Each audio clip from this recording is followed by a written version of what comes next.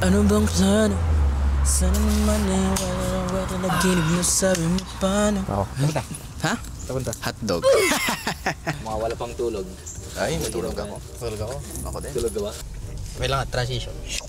Yep. Ayun guys, kakakain kami ngayon. Ano? Ano? Hindi ka na ito sarap. Ticket niya.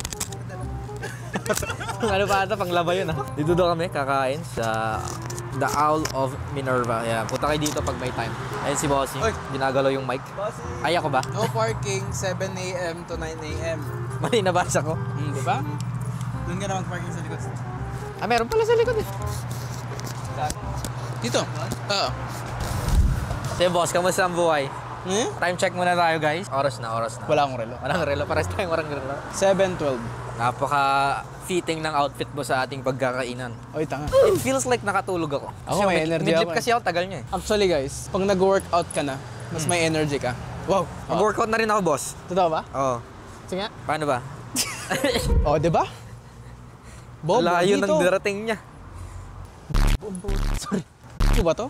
Huwag niyo natanungin kung bakit alam ko yung pasikot-sikot dito.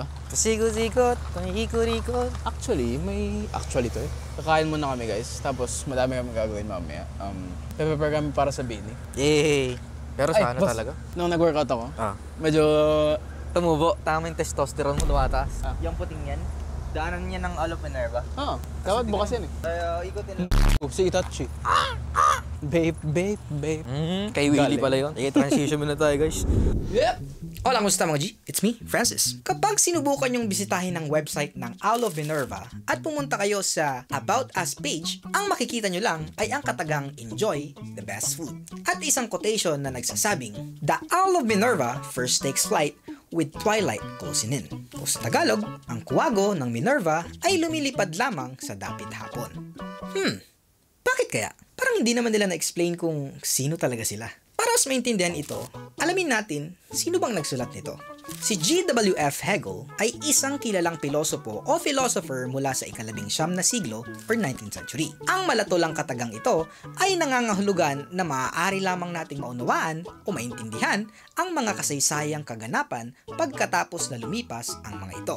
Si Minerva ang diyosa ng karunungan at ang kanyang kwago ay sumisimbolo sa retrospektibo o lumang kaisipan na ito. Kaya naman ang ibig sabihin ng restaurant na ito sa kanilang About Us page ay basically, try nyo muna yung food namin para maintindihan nyo kung sino kami. Hindi nyo malalaman kung hindi nyo susubukan. To see is to believe. Or, syempre, in this case, to taste is to believe. Ang galing, no? Isa sa natutunan ko sa ginawa nilang ito ay minsan mas okay na lang napapatunayan mo ang sarili mo through works and not by words. Naniwala silang sila ang may best food and it's our turn as customers to believe in that too. By of course, eating their food. Not their own food, but you get the point. And speaking of food, sobrang dami niyong pagpipilian sa kanilang menu. Nag-iwan ako ng link sa ibaba. Check nyo na lang para mapa-craving satisfied ang Korean food cravings nyo. At ngayon, balik tayo sa video. Sino ba si Minerva? Lola ko kasi yan. Ah, Lola. Lola daw pala ni Steve. Totoo ba? Ayan. Owl of Minerva. Yung siya lang.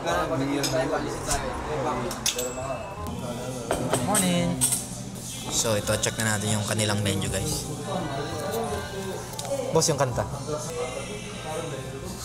Natikman mo na to? Ako hindi pa eh. Pilihan mo nga ako. Kaya ni Steve ubusin to. Grabe yung mga prices nila dito guys, hindi pang umaga. Sa Shalan pala yung prices nila dito, hindi pang umaga. Ay, ito. Ito, gusto ko to.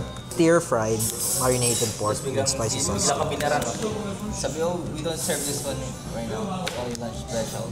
Monday to Friday. O Sa tama. delivery ngayon. Ang galing, no? Sa delivery naman ngayon. Accepted yan. May wala. Pwede bang order na lang tayo ng ulam tas rice? Ako yung Sige, Ako sige. yung sa atin.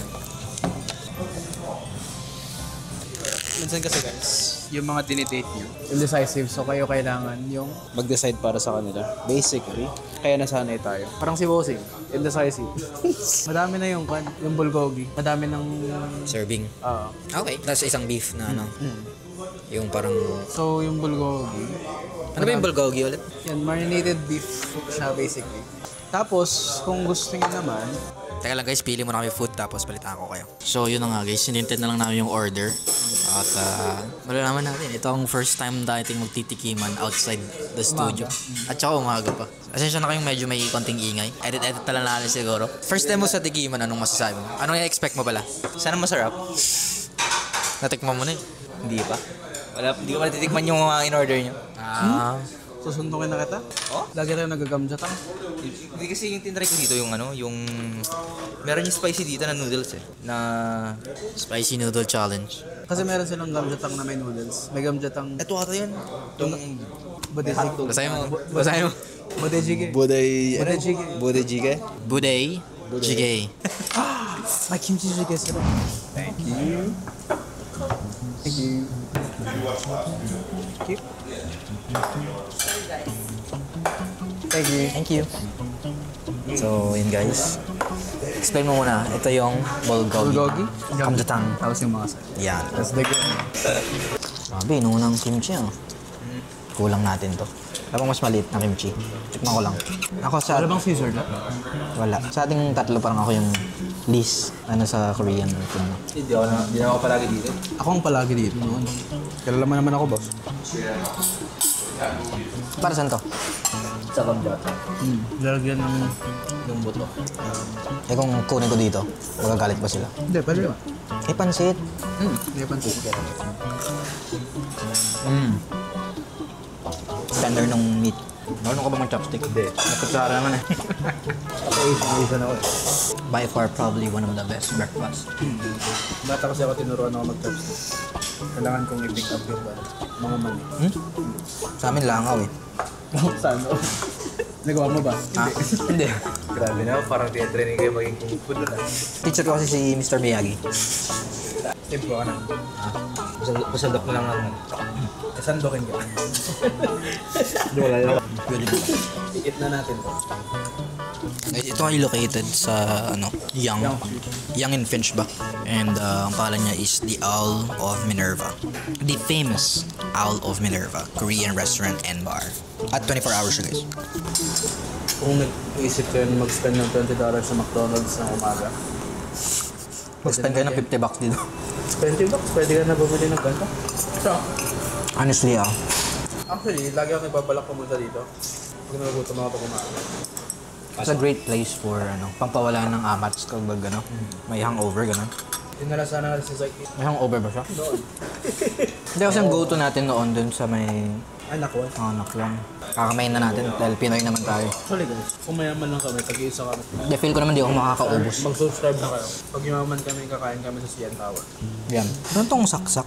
Ano? Saksak. Parang gusto ko i-try. Yung Milkies, masarap ba? Nesty na lang.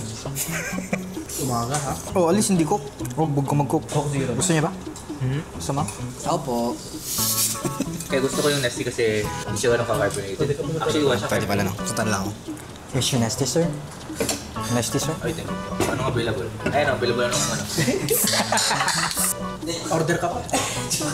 Gusto ko ng tokin. Hindi, ayun guys. Sa halagang $60.43. Nabusog yung breakfast namin. Eh, not bad. Not bad for 3 person. Thank you guys for watching. Maraming salamat sa panonood. At sana nagustuhan nyo itong simpleng kainan namin breakfast. Abangan nyo. Puyat pa kaming lahat. Abangan nyo pa yung mga susunod na videos namin dahil meron kaming mga hinanda. At, ewan, ayaw ko nang i-share yung mga ibang videos na gagawin eh. Pero, thank you so much. And also pala, thank you sa support dun sa short film na ginawa namin. Yan. Which is, ang title na, Mahalaga Mong Paalam. Shoutout kay Ed. Stop and go. Bye!